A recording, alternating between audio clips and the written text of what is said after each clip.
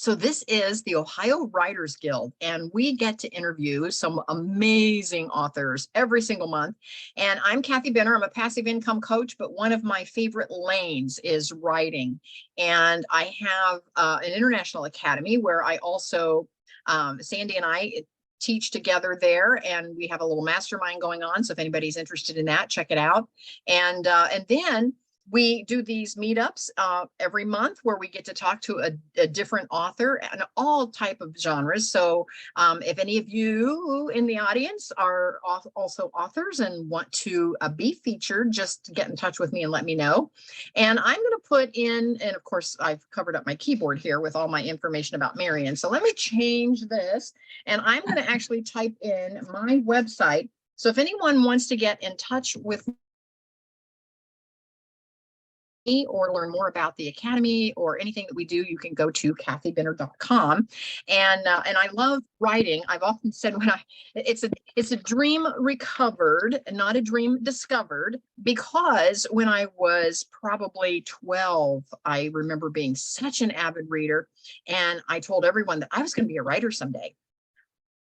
Well, it's never too late, you know. I mean, I did corporate America for years, and you know, I mean, I've been out there, and so now I'm writing. It's okay. It's never too late. So that's true. So one of the most popular books is Lessons in Chemistry. And it's been popular for months and months and months and months and months. And she is 67. So you've got years ahead behind her. So you're a youngin'. Well, you think I'll be 67 on my next birthday? Oh, wow. Yeah. So I'm in good company. Yeah. So anyway, so check out kathybenner.com. All of the masterminds are there. Everything I'm doing is there. You can find the free replays for this will be posted there. And I was just sharing with the gals that once this is finished tonight, we do take the recording and we upload it into a podcast, and it comes under Kathy Benner Freestyle Living. So if you want to look up the podcast, the Freestyle Living podcast, you will find all of our podcasts there, all of our different lanes, and this one included. So anyway, that's what I do. That's about me. I started this, but I actually found Sandy. I just fell in love with her as soon as I met her. And I thought, oh, she's the gal. She's the one that I want to be my co-mod, my co-host. So I am now going to segue over to Sandy and let her tell everyone in the audience what it is that she's doing. And it's so exciting. So take some notes. Sandy.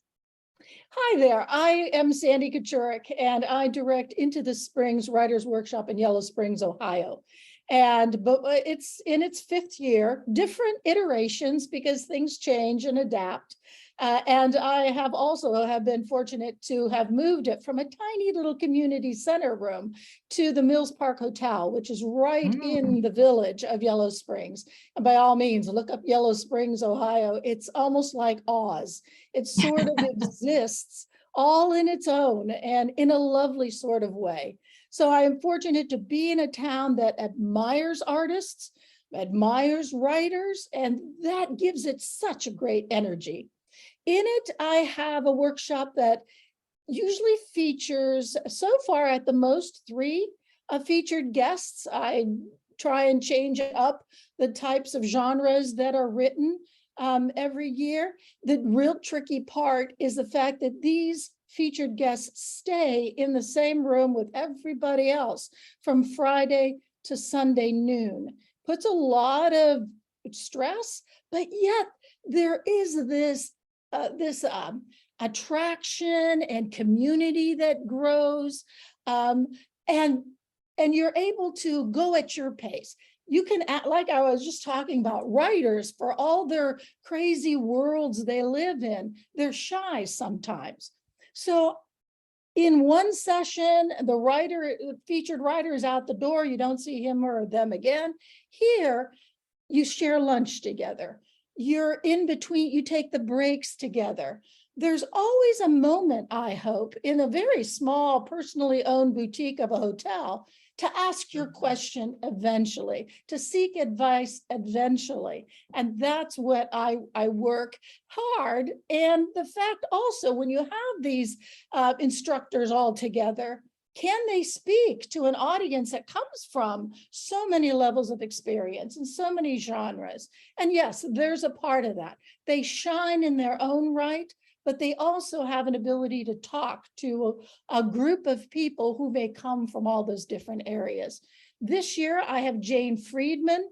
If you're a writer of any kind, by all means, look up Jane Friedman and follow her wherever she's at, mostly online. She is fantastic in marketing, publishing, the digital age, definitely, although she was editor-in-chief of the group that put out the Writer's Digest ever so long ago, until she saw that the future was not in print. It's going to be in digital. So she moved in that direction and is quite fantastic at it. You get her for a whole weekend. She's usually like, say, a keynote speaker or a webinar, one-person webinar. Now you have her for the whole weekend. She's talking about trends, and no doubt AI and chat, what a GPT are all going to be a part of it. And independent or traditional publishing, she's going to do both. Or she's going to, and with Jason Sanford, who's really known for his out there science fiction and fantasy, he's going to talk about writing tips. He also is going to talk about short story writing, Patreon. So all along the way, these two experts and artists are going to move you along. Effective first lines we were talking about, where you'll get to read your first couple pieces of your opening lines of a story, and they're going to decide, hey, is an agent going to pick that up, an editor? Why or why not? And then that night, we celebrate. We have a book writer, the two authors bring in their books to sell. And then afterwards, we have open mic reading night, cash bar. And we spend the evening where you get to read 5 minutes of your piece. Last year, I was hoping I had 5 people read it, and I ended up, everybody did, and we ran over for a couple hours. So we're going to make a night of it. From 8 to midnight, cash bar. Those 2 actors are going to read the pieces if you don't want to, and it's going to be good. We celebrate 7 to 8 a.m. If you want to write before everything gets started at 9, that's fine. We're going to have writing Saturday and Sunday, and we have Saturday lunches included, and refreshment bar will be there the whole weekend too. So it's everything I hope you would love in a workshop. All right. Sounds So here's what I want to say to the audience that's listening right now. If you want to be a painter, you have to hang out with painters and see what they're doing and how they're doing it, so that you can really get good at your craft. If you want to be a writer, you have to hang out with some writers and see what they're doing, how they're doing it, so that you can get really good at your craft. So come to the Writers Workshop, hang out, see what's going on. This is going to be so educational. When I went to my first Writers Workshop, what I discovered was that little segment where they're critiquing that work was the best education that was worth the ticket of the whole workshop, because it was a big aha moment for me. Like, that's what the editors and publishers are looking for. Aha. And so books are a business. So make sure that you rub elbows with all those folks. So come out and join us at the Writers Workshop. We'd love to have you. For the Kathy Benner International Academy, we have made Sandy's Writers Workshop our tribe trip for that weekend. And so I'm promoting it within the masterminds that I'm teaching. On any of them that we have like 3 lanes where there's writing. We have blogging, and then we have the writing, the Ohio Writers Guild. So anytime I talk about writing, I mention Sandy's workshop. And so please come out and join us. It's going to be fun. Now, tonight we are talking to Marion Boyer, and Marion is the author of several poetry collections, including Composing the Rain, which won the 2014 Grayson Books Poetry Chapbook competition. Marion is a professor at Kalamazoo Valley Community College. She served on the executive board for Kalamazoo Poetry Festival from 2014 through 2016, and was the feature poet for Wisconsin Washington's Island Literary Festival in 2018. And since moving to the Cleveland area, we're all Ohio gals here tonight. She is now serving on the planning committee for the Lit Youngstown Literary Festival and conducts workshops for the Lit Youngstown and Literary in Cleveland. So welcome, Thank Marion. you. Quite Thank you very impressive. much. Thank Yeah, you. that's great. I do have a couple of questions for you. Okay. I mentioned that when I was like 12, I was reading I love to read, and I would carry so many books around because I never wanted to be without a book. I love I love the thought of story. I love that. Mhm. And so I love to read. How early do you remember that you wanted to be a writer? I mean, tell us about your backstory. How did you happen to decide to do this? What was your path? That's interesting. I love to read too. I loved to read poetry. And I loved Edgar Allan Poe. I read Edgar Allan Poe by flashlight under my bed covers, so that I could stay up. And I loved the language of Poe, you know, and I loved the language in poetry. But I didn't really see myself as a writer in school, although writing always came easily to me. English classes, I could write my way out of almost any essay question because, you know, I could just kind of write along until the teacher either got bored with my answer or said, okay, that's enough. She's got it. I really didn't pursue writing until much later when I had my kids, and I decided I was going to be a children's writer. That was my idea. So I went to Chautauqua in New York for the highlights. They have a 1-week incredible week-long workshop for people who want to write children's stories. And I had a short story published in Jack and Jill magazine. So I figured, you know, I'm on my way. I learned that week, no, no. I'm really not a children's writer. It is hard. It is super difficult to be a good children's writer. And so I kind of gave up the dream. I learned a lot along the way, but I gave that up. And then when I was in Kalamazoo, Diane Seuss was teaching a class for adults in poetry writing. And the way she described her class really appealed to me. It was, you know, no judgment. We're going to have a lot of fun. It'll be free. And I went, and light bulbs went off. Just light bulbs went off. And ever since then, I've been taking workshops or teaching workshops, but I've been in the poetry world, and that suits me. I'm not going to ever write a novel. I'm not a person who invents fictional stories. I can tell someone else's story. I can tell a story, but inventing a story like you're inventing your story, Kathy, that's not my bag. It's just not. And it's not easy. Yeah, no, it's not easy. I've always written, you know, like educational material for my academy. So this is the first time I'm writing fiction, and I'm discovering it's not easy. Oh, it's not. It's not at all easy. And I'm happy writing essays. Very happy writing essays, which are very much like writing poetry, I think. But telling a story well, and especially a story to a child, without, you know, talking down to them and not saying something that's already been said a million times.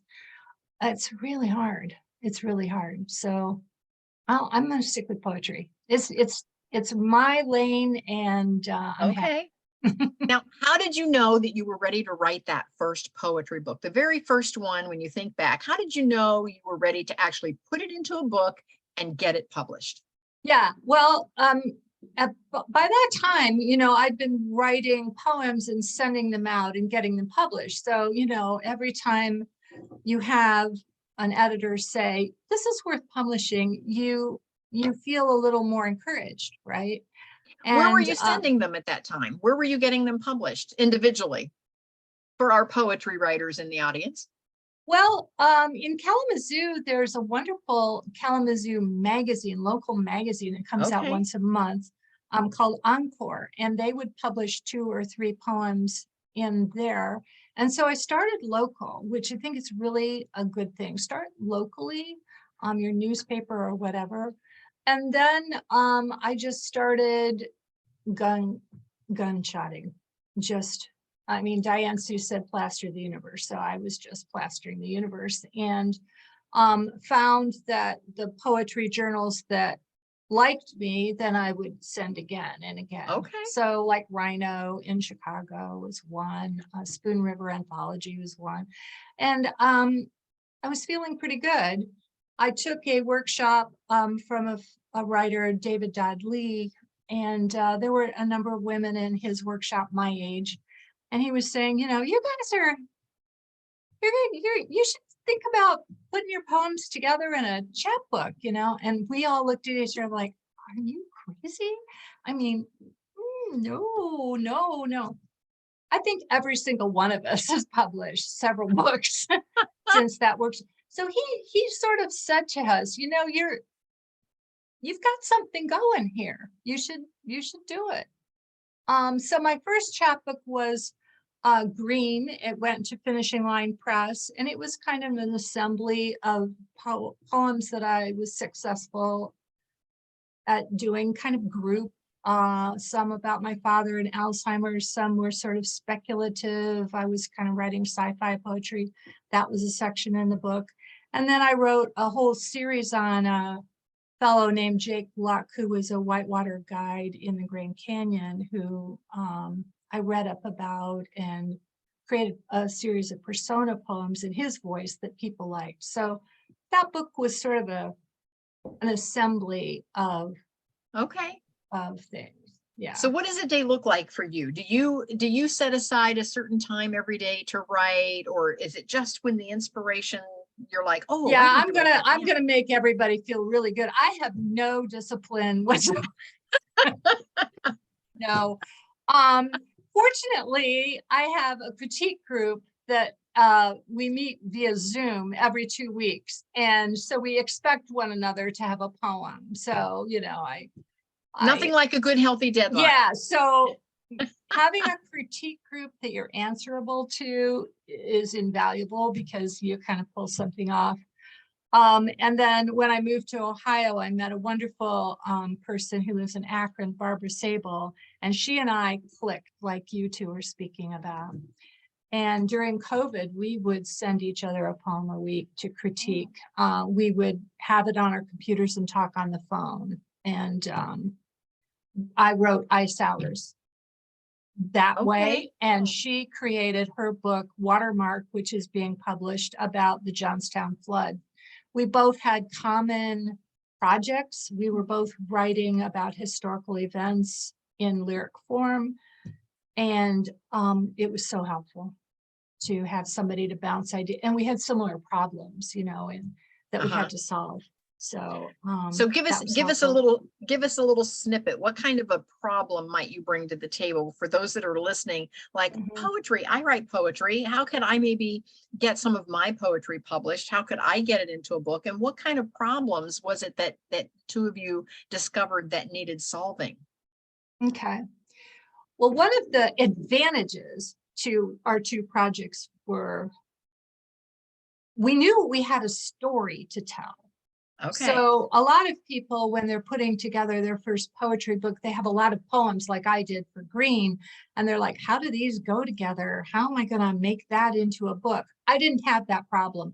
I had to tell a story that started in 1914 and ended in 1917. So all I had to do was fill in the storyboard, right? Okay. That was great.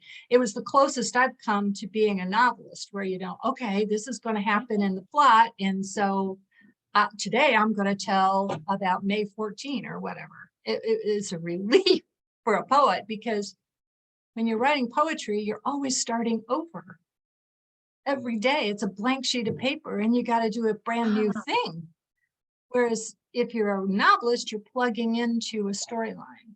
Right. Right. But so did you plot this one out then?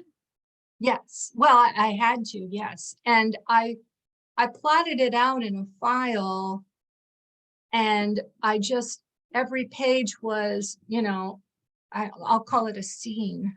So in this scene, Spencer Smith dies.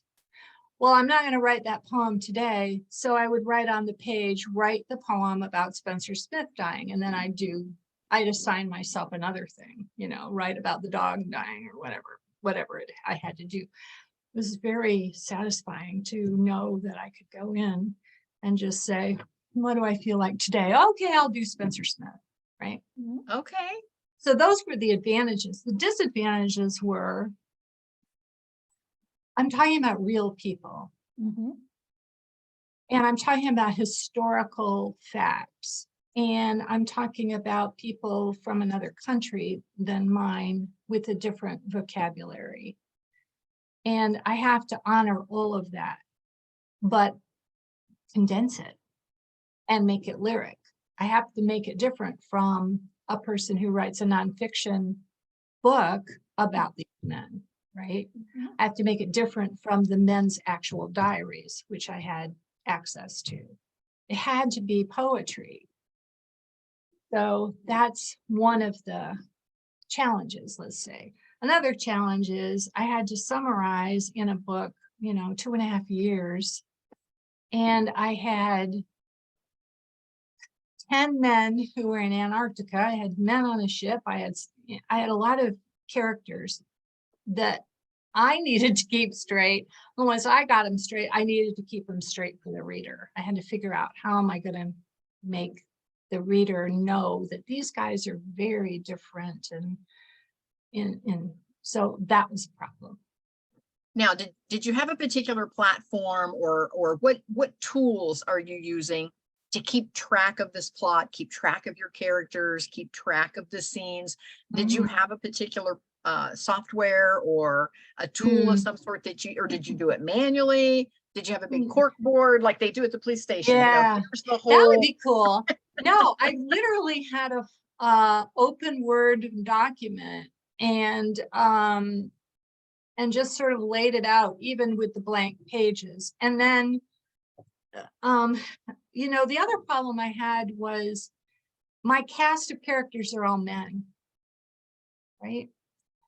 And I wanted a female voice in this story. So where's that going to come from? So I have sometimes when one of the commander's wife is thinking about him, of course, she can't write him a letter or anything, but she's thinking about him. So I have her voice enter in, and I designate her voice for the reader. Well, in the title, it's always Gladys, that's her name, but I always use the same poetic form for every one of her poems, a triolet. So every time Gladys spoke, it was a triolet. I had another character who was an Anglican minister, Spencer Smith, and very formal, wonderful man, not suited for this trip at all. And every time Spencer Smith speaks, it's a sonnet. So that it's subtle. I sometimes but the reader starts to recognize the voice. It's possible. Yeah. Yeah. Those were little ways that I helped cue a reader. And then I needed another ability to go from micro to macro, you know, these men in a tent. So the voice of Antarctica comes in as a voice, as a female voice. The continent speaks. And of course, she is unaware of these men as much as your body is unaware of what's going on at a cellular level. I mean, she's totally macro. And what was interesting was that's how I entered the book myself. I became imaginatively empathetic with a continent that separated from all of the others and drifted to the bottom of the earth alone. And I identified with that because I had just moved to Ohio and I didn't know anybody. And then COVID hit and it was extremely lonely. And something about writing in Antarctica's voice was very satisfying for me. Yeah, yeah. Marion, this is also fascinating. It has never occurred to me to even go down that lane of writing poetry. This is, I just feel like I've learned so much just in the few minutes that I've talked with you. So if I run across folks that are really, that's their thing is poetry, I feel like I get it, where before I'm kind of like, oh, okay, whatever, because I was never a big poetry reader. Sure. And I'm certainly not a poetry writer. So this is so interesting to me. So you've told us a little bit just in sharing all of this so far, what the Ice Hours is about. Can you give us just kind of an overview of what that poetry is about? The book tells a story that very few people know. And I've been haunted by this story for 20 years. Most people know Ernest Shackleton went to Antarctica with the idea of crossing the continent. The idea sprang from the fact that Scott died, and it crushed people in England. They loved him, and they loved his noble quest of getting to the South Pole first, but he didn't make it.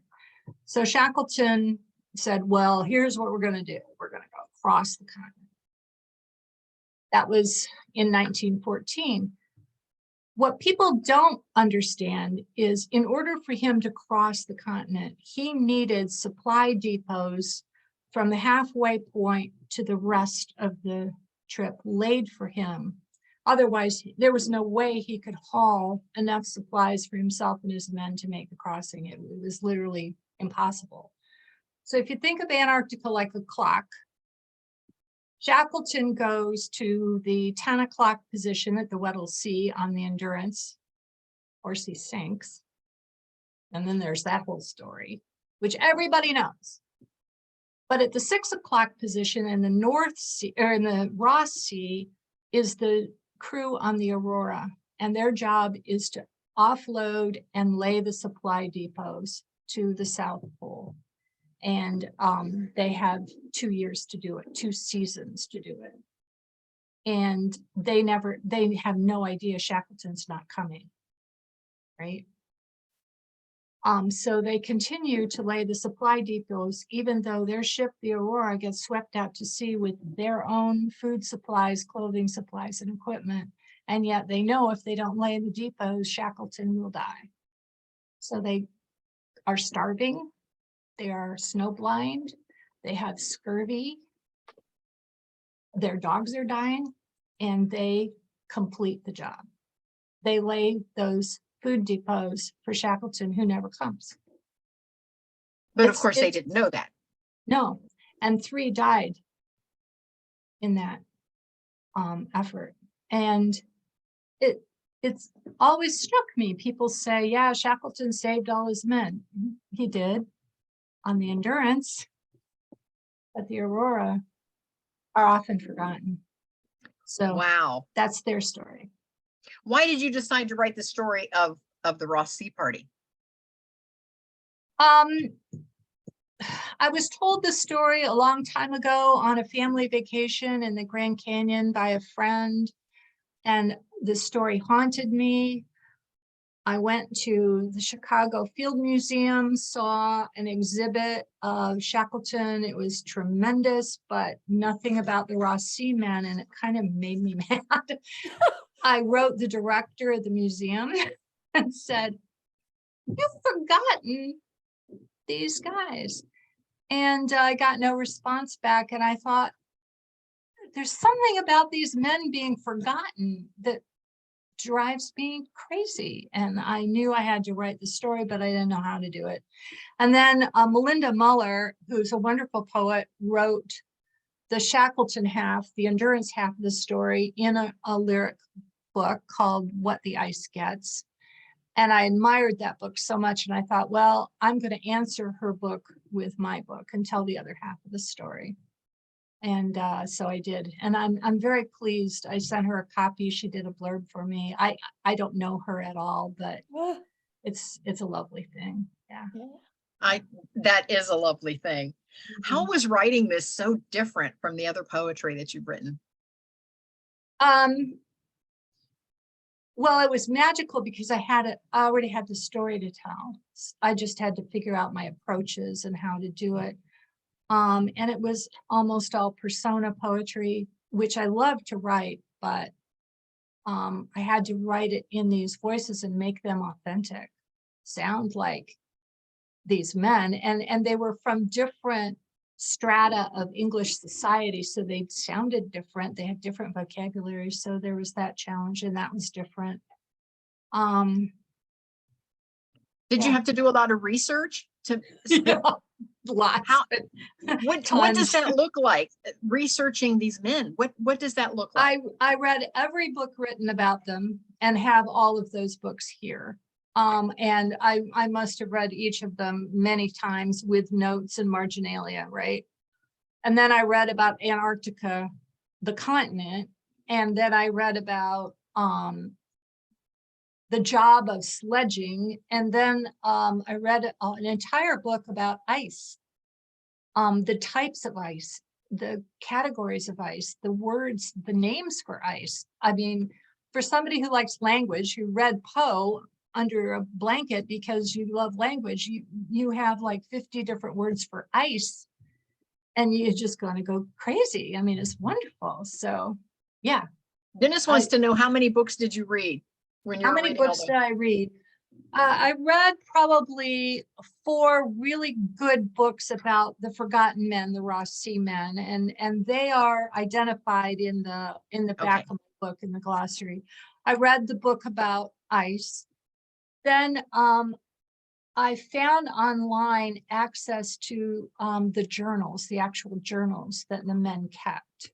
Oh my Right. goodness, So what I a had- gold mine. Were you it was so huge. excited when you found that? Oh yeah, it was amazing. It was amazing. And then even better, I found a book written by 2 of the men had written a book. Richard Richards and Ernest Joyce both wrote books. So I read those. I read a book by about Shackleton. Again, I get disappointed because nobody talks about the Ross Sea men in that. And then I found, and this was magic for me, I found a recording of an interview of Richard Richards, 60 years old, remembering it. He was in his 20s at the time. And it's an hour-long interview of him, and he chokes up thinking about some of the moments. And of course, I fell in love with him. But to hear him speak. Wow. Yeah.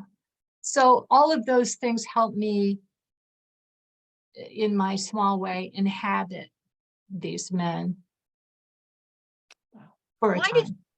why did you decide to make the continent have a voice? Well, I wanted a female voice throughout the book.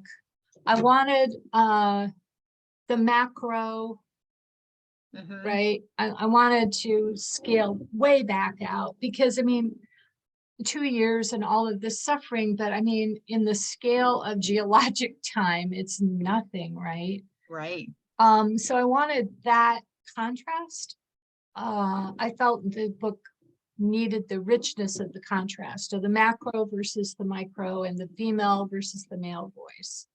Yeah, it seemed like it was required. So what wound up happening is I open each segment of the book. Yeah, the book has segments, and the segments are opened with Antarctica speaking. She's remembering being tropical, which she was. And she's remembering splitting off from the other continents. She's thinking about the weight of the snow. I read in this book about ice, the weight of the snow on the ice dome deforms the sphere of the earth. I mean, That heavy. yeah. Wow. Mhm. This is just the research that you've put into this. What do you want us as a reader to think of these men after we read the book? Yeah, I mean, of course, I've spent so long with these men. I want you to love them like I love them, and feel empathy for them. But I understand that these men were doing this right at the beginning of World War I. And in the book, I mentioned what's happening in World War I at this time.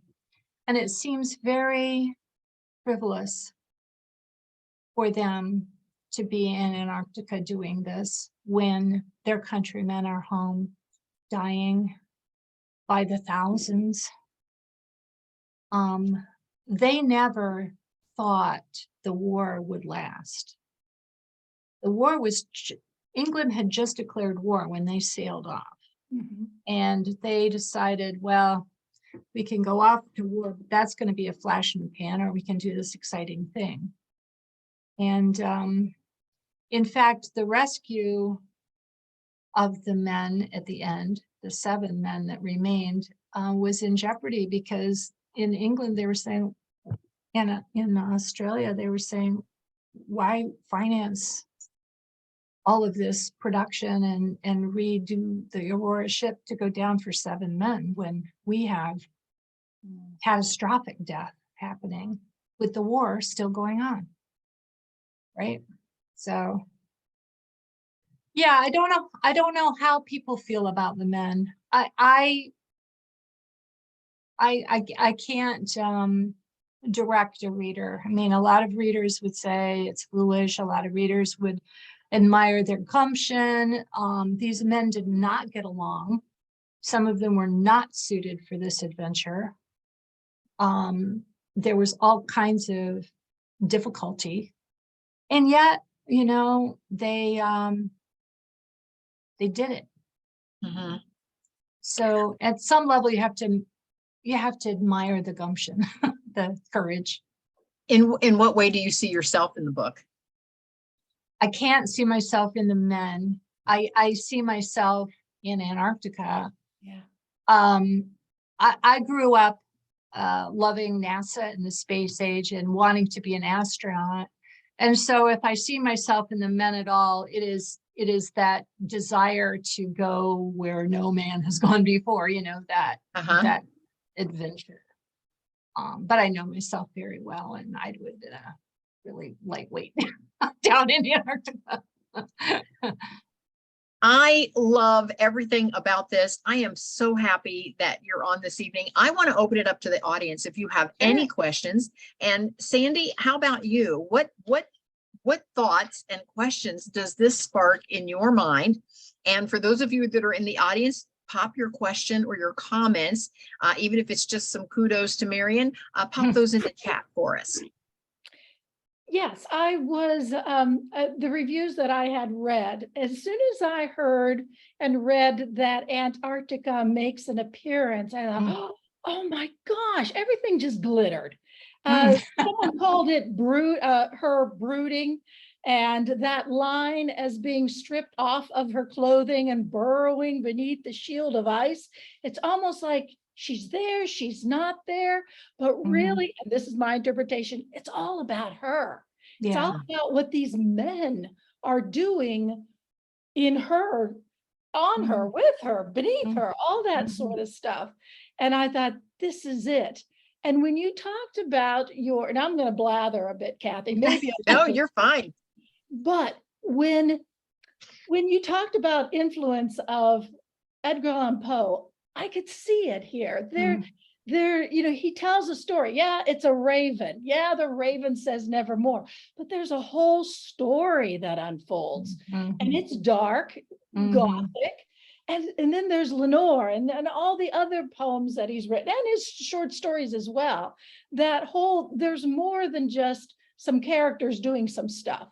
There's a lot more, and you've reached that. And when you mentioned the word empathy, and I read the word empathy, and I think, you know, all these years, the little bit that I've explored of my poetry and the most that I've loved, how history from Langston Hughes, I too sing America, and how you're flipping things.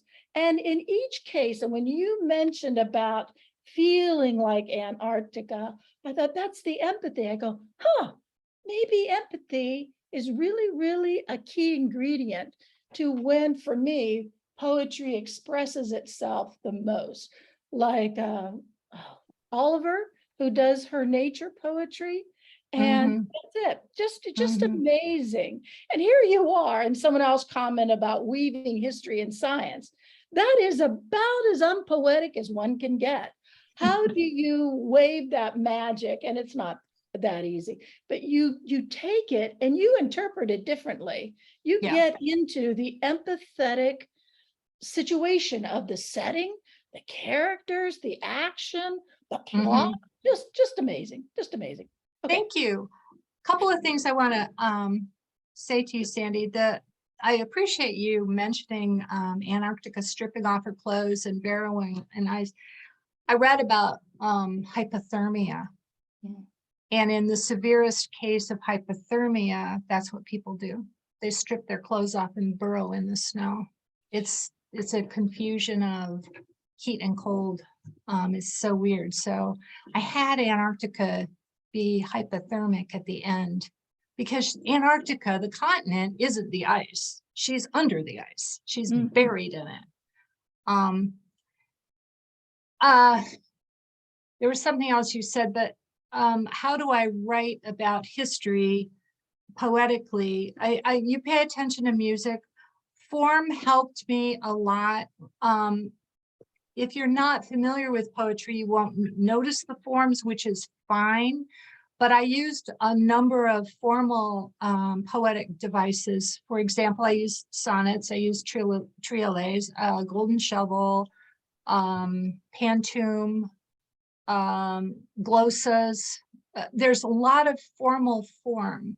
And the advantage of using formal form is it requires certain tricks with the language. You have to have these lines rhyme. They have to have a certain meter.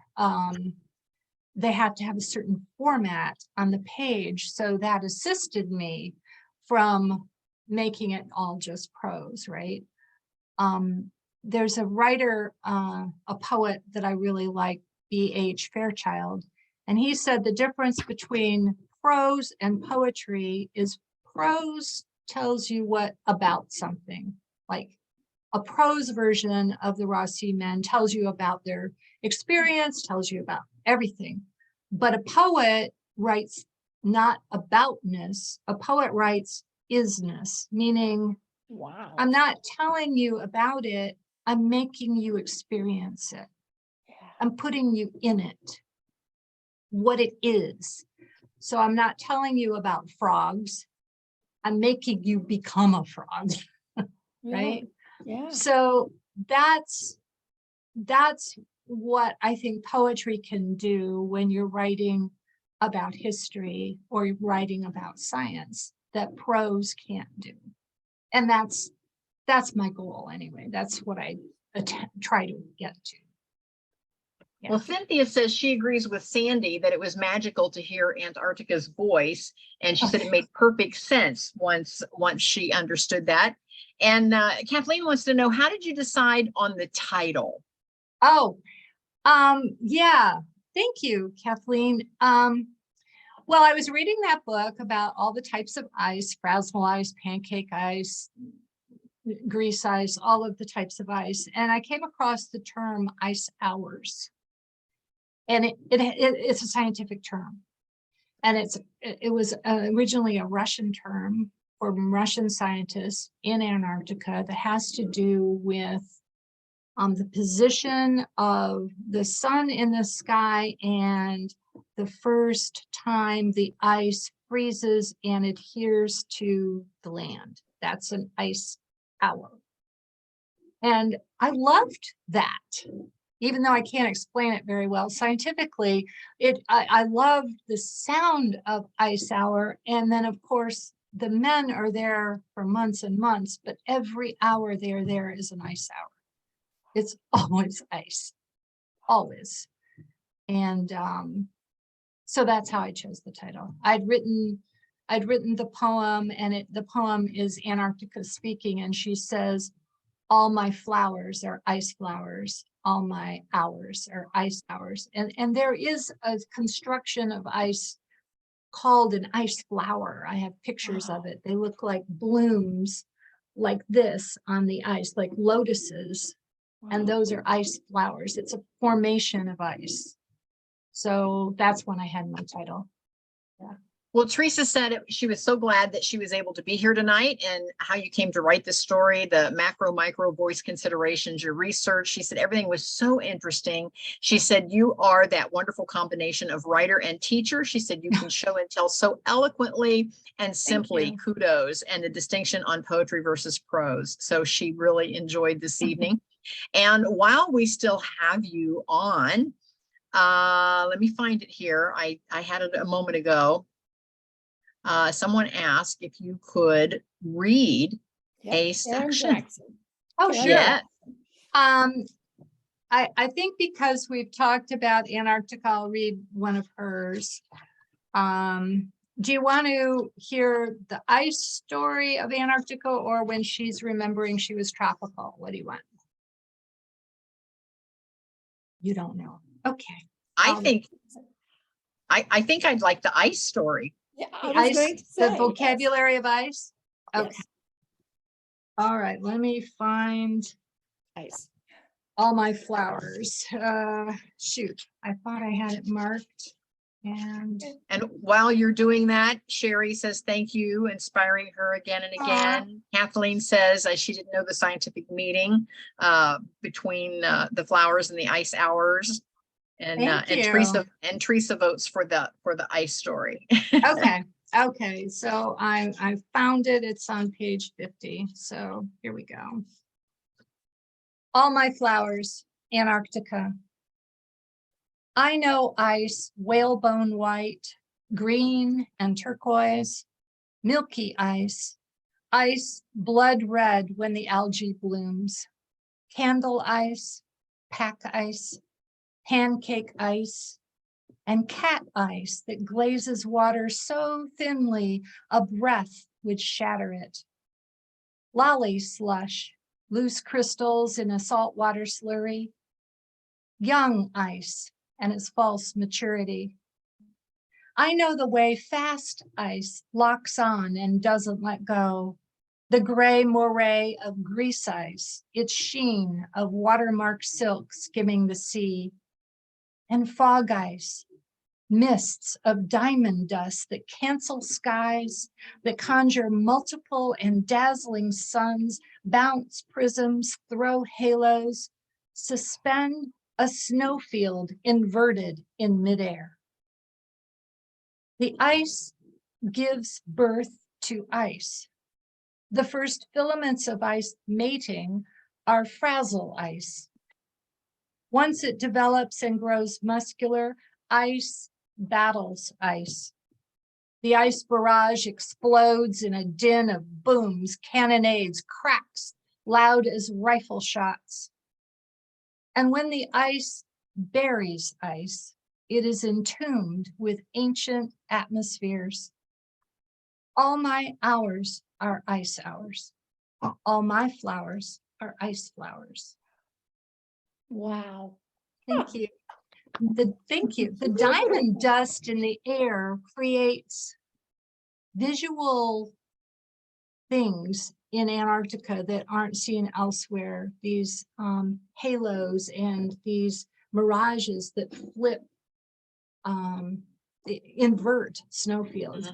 The diamond dust does weird things with the sunlight and creates weird effects, sundogs, halos, mirages. It's very strange.